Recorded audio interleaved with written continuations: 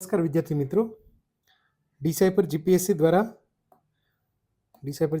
દ્વારા જે GPCB class 2 મદદનીશ પર્યાવરણ ઇજનેર વર્ગ 2ની જે ઇન્ટરવ્યૂ છે એની પ્રિપેરેશન માટેનો જે ઇન્ટરવ્યૂ ગાઈડન્સ પ્રોગ્રામ ચાલે છે એના માટેની પ્રાથમિક માહિતીનો આ લેક્ચર છે.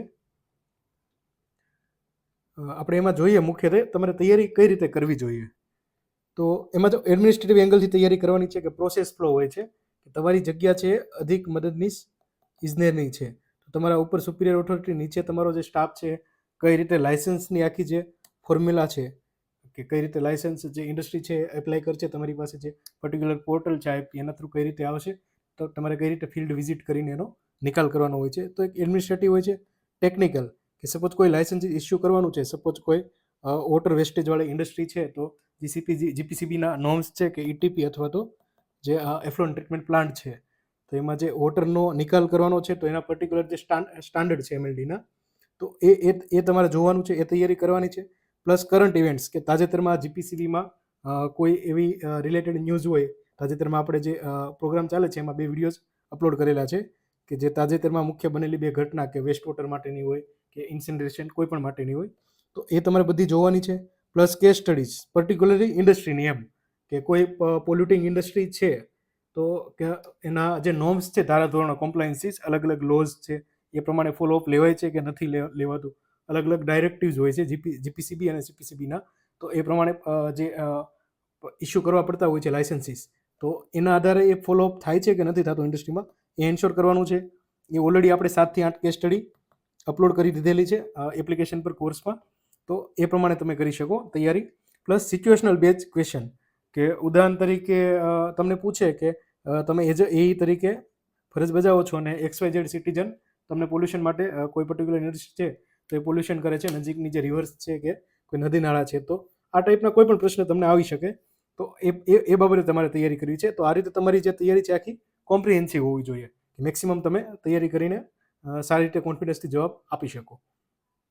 નેક્સ્ટ, આ પ્રોગ્રામમાં શું શું ઇન્વોલ્વ થયેલું છે. એક તો તમારું ઓનલાઈન 1-to-1 મોક ઇન્ટરવ્યૂ લેવામાં આવે છે, ડિટેલ મોક ઇન્ટરવ્યૂ હશે જેમાં તમને ફોલોઅપ થશે પાછળથી. એક ઇન્ટરવ્યૂ જે પૂરું થશે તમારું એ પછી એક કાઉન્સેલિંગ સેશન છે, જે આપણી મેથડ છે આઈડિયલ, કે મેં પોતે જે ઇન્ટરવ્યૂઝ આપેલા છે, મારો આ જે અનુભવ છે તેના આધારે આખું ડિઝાઇન કરેલો પ્રોગ્રામ છે. અને જે જીપીસીબીમાં જે કન્સલ્ટેશનનો મારો અનુભવ છે એના આધારે મેં જે લેક્ચર્સ તૈયાર કરેલા છે, મટીરિયલ્સ તૈયાર કરેલું છે, તો એના આધારે તૈયારી કરીને તમે મોક ઇન્ટરવ્યૂમાં અપિયર થઈ શકો છો. એક મોક લેવામાં આવે છે તમારું ઓનલાઈન 1-to-1. પ્લસ વર્બલ અને નોન વર્બલ કમ્યુનિકેશન. જનરલી એવું હોય છે લોકોને કે તમે નોલેજ ગેઇન કરી લીધું પર્ટિક્યુલર અને બધા પ્રશ્નોના જવાબ આપો કે એ થઈ ગયું તમારું એટલે ઇન્ટરવ્યૂ ચાલી જશે એમ તમારું, પણ એવું નથી. તમે વર્બલની સાથે સાથે નોન વર્બલ કમ્યુનિકેશન, કારણ કે આપણે જનરલી ઇન્ટરવ્યૂ કહીએ છીએ પરંતુ આ એક પર્સનાલિટી ટેસ્ટ છે. ઓકે, પર્સનાલિટી ટેસ્ટ, તો એમાં તમારા બોડી લેંગ્વેજ છે, જેસ્ચર છે, તમે કઈ રીતે પેનલ સાથે તમારો આન્સર કન્વે કરો છો, સપોઝ તમને પ્રશ્નનો જવાબ નથી આવડતો તો કઈ રીતે તમે ટેકલ કરો છો તેને, તો આ બધું બહુ મેટર કરે છે. આ માટે ઓલરેડી લેક્ચર્સ અપલોડ કરી દીધેલા છે, માત્ર ઇન્ટરવ્યૂ પૂરતું ધ્યાન રાખવા પૂરતા કે કઈ રીતે તમારે ધ્યાન રાખવું છે ઇન્ટરવ્યૂ માટે. આપણને રિક્વાયર મટીરિયલ્સ આપવામાં આવશે. પ્લસ લિમિટેડ લેક્ચર, લિમિટેડ મતલબ જે ઇન્ટરવ્યૂ માટે જરૂર છે એટલી જ માહિતી, એમ વધારે નહીં કે તમારે અહીંયા બેચલર કે માસ્ટર્સ ડિગ્રી નથી કરવાની. જે ઇન્ટરવ્યૂ માટે જરૂરી છે, ઇન્ટરવ્યૂની જે ડિમાન્ડ છે, પેનલમાં જે એક્સપર્ટ હોયની ડિમાન્ડ છે એ પ્રમાણે ઓલરેડી લેક્ચર્સ આપણે અપલોડ કરી દીધા, 10 થી 12 લેક્ચર્સ અપલોડ કરેલા છે અને 12-13 જેવી અલગ અલગ મટીરિયલ્સની PDF આપેલી છે, એ અપલોડ કરેલી છે. ઓકે, તો આ રીતે આખું મોક ઇન્ટરવ્યૂ પ્રોગ્રામ આપણે કવર કરેલો છે. આ ઉપરાંત આપણે લેક્ચર્સ જે તમે વાત કરી કે ઇન્ટરવ્યૂ એટિકેટ્સ, એ માટે પણ ઓલરેડી લેક્ચર્સ મૂકેલો છે. ટેકનિકલ ક્વેશ્ચન તમારે તૈયાર કરવાના છે, તો આપણે જે ઇન્ટરવ્યૂ છે એના માટે ઓલરેડી 60 ક્વેશ્ચન મોસ્ટ ઇમ્પોર્ટન્ટ કે જે ટેકનિકલ પ્લસ નોન ટેકનિકલ બંને આસ્પેક્ટથી તમને પૂછી શકે અને તેના તમારે શું જવાબ આપવા, તો એ ઓલરેડી 2 લેક્ચર્સ આપણે 3 લેક્ચર્સ રેકોર્ડ કરીને મૂકેલા છે કે 60 ક્વેશ્ચન અને તેના આઈડિયલ આન્સર કે જેના અરાઉન્ડ તમને ઇન્ટરવ્યુમાં પ્રશ્નો થઈ શકે અને તમારે એ અરાઉન્ડ તૈયારી કરવી જોઈએ. આ ઉપરાંત પ્રોસેસ ફ્લો હોય છે કે સપોઝ એઈ હોય છે તો અમુક લાયસન્સ ઇસ્યુ કરતા હોય છે, અમુક મીન્સ એની જે મુખ્ય ડ્યુટી છે કે સિટી હોય, કન્સેન્ટ ટુ એસ્ટાબ્લિશમેન્ટ છે, ઓથોરાઇઝેશન સર્ટિફિકેટ જે નેનોસી કહીએ છીએ આપણે, મુખ્ય 2 કાર્ય છે મહત્વના એઈના આફ્ટર જોઈનિંગ, તમે આ પોસ્ટ જોઈન કરો પછી, તો એ આખું કઈ રીતે ઇસ્યુ થાય છે, પોર્ટલ થ્રુ કઈ રીતે પ્રોસેસ થાય છે એ તમારે જોવાનું છે. પ્લસ કે પ્રેક્ટિકલ એક્ઝામ્પલ કે સપોઝ કોઈ ઇન્ડસ્ટ્રી છે જે વેસ્ટ વોટર છે તો એના માટેના ફોલોઅપ લેવાના છે, 1981નો એક્ટ. પછી 1974નો એક્ટ છે, ઇવન એર પોલ્યુશન માટેનો જે એક્ટ છે 1981, એ પ્રમાણે જે કોઈ એમિશન થતા હોય તો પ્રિસ્ક્રાઇબ નોર્મ્સની અંદર જ થાય છે કે નહીં એ એન્શ્યોર કરવાનું છે. આ ઉપરાંત તાજેતરના જે સર્ક્યુલર્સ અને નોટિફિકેશન હોય છે કે જેનું ઇન્ડસ્ટ્રીમાં ડિવિઝન કરેલું હોય છે રેડ, ઓરેન્જ એ રીતે ઝોનમાં, તો એ બાબતની પણ તમારે તૈયારી કરવાની છે. એક મારો જે અનુભવ છે ઇન્ટરવ્યૂનો, તેના આધારે કહી શકું તમને કે the interview is not only about knowledge, it covers so many things such as your personality traits, your attitude towards different aspect of questions, how you answer the questions, how you disagree with the interviewer, and so many things. Don't chase the materials, rather focus on only the limited things that are the demand of the interview. મેં પૂરતું material મૂકી દીધેલું છે જે જરૂર છે interview માટે એટલું. લેક્ચર્સ મૂકેલા છે 10-12 જેવા, અને 12 થી 15 જે ફાઇલ્સ છે એ મૂકેલી છે મટીરિયલ્સની, કે જે ડિમાન્ડ છે જીપીસીબીના આ જે એનું ઇન્ટરવ્યૂ છે એના માટે જરૂરી છે, as well as things you can remember on the interview day. Okay, આ રીતે તમારે તૈયારી કરવાની છે. આપણે જે ઈશોની બેચ હતી ઇન્ટરવ્યૂ માટેની, મોક ઇન્ટરવ્યૂની, તો એમાં આપણા જે સ્ટુડન્ટ સિલેક્ટ થયેલા છે, દીપેશભાઈ પ્રજાપતિ છે, રેન્ક 4 છે જેમનો. આ ઉપરાંત રેન્ક 5 પણ આપણા સ્ટુડન્ટ છે જે મોક ઇન્ટરવ્યૂમાં એનરોલ થયેલા. ત્યારબાદ વિદિશાબેન છે જેનો રેન્ક 35 છે, એ આપણા સ્ટુડન્ટ હતા ઈશોના મોક ઇન્ટરવ્યૂ પ્રોગ્રામના. આઈટીઆઈ ઇન્સ્ટ્રક્ટર છે સુનિલભાઈ, રેન્ક 32.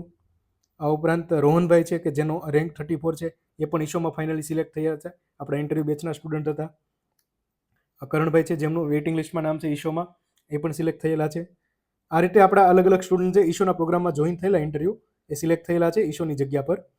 તેમના દ્વારા જે તેમનો એક્સપિરિયન્સ છે તે શેર કરવામાં આવેલો છે કે તેઓ કઈ રીતે આપણી સાથે જોડાયા અને કઈ રીતે આગળ વધીને તેમણે ઈશોની એક્ઝામ છે એ ફાઇનલી ઇન્ટરવ્યૂમાં અપિયર થઈને સિલેક્ટ કરેલી છે. આ તમે જોઈ શકો છો. પછી આ છે જે સ્ટુડન્ટ આપણા, જે એમણે પણ પોતાનો ફીડબેક મોકલી આપેલો છે, જે તમે અહીંયા જોઈ શકો છો. સુનિલભાઈ છે કે જે ઓલરેડી આઈટી ઇન્સ્ટ્રક્ટર છે અને આપણા પ્રોગ્રામમાં એનરોલ થયેલા, અને તેમણે એક્ઝામ ક્લિયર કરેલી છે અને ફાઇનલી ઈશો તરીકે તેમનું સિલેક્શન થયેલું છે. તેમાં પણ તેમનો ડિટેલ ફીડબેક આપેલો છે, એ તમે જોઈ શકો છો. આ રીતે આપણા જે સ્ટુડન્ટ હતા આપણા જે પ્રોગ્રામમાં જોઈન થયેલા, તેમણે પોતપોતાનો ફીડબેક આપેલો છે કે તેમણે કઈ રીતે તૈયારી કરી હતી આપણી સાથે, અને સારામાં સારા માર્ક્સથી એ ઇન્ટરવ્યૂ ક્લિયર કરેલું છે અને ફાઇનલ સિલેક્શન તેમનું થયેલું છે. તો આ રીતે તમે આપણો જે હાલનો જીપીસીબીનો પ્રોગ્રામ ચાલે છે અત્યારે, કે જેમાં ઓલરેડી આપણે 70 થી 80% જેવું મટીરિયલ્સને લેક્ચર અપલોડ કરી દીધેલા છે. ટોટલ 9-10 જેવા લેક્ચર અપલોડ કરેલા છે અને 12 થી 13 પીડીએફ ફાઇલ મટીરિયલ્સની અપલોડ કરેલી છે. તો એમાં તમે જોડાઈ શકો છો. ઘણા સ્ટુડન્ટે મેસેજ કરેલા છે કે આ પ્રોગ્રામમાં કઈ રીતે જોઈન થવું. આપણે ટેલિગ્રામ ચેનલ છે જે ડિસાઇફર જીપીએસસી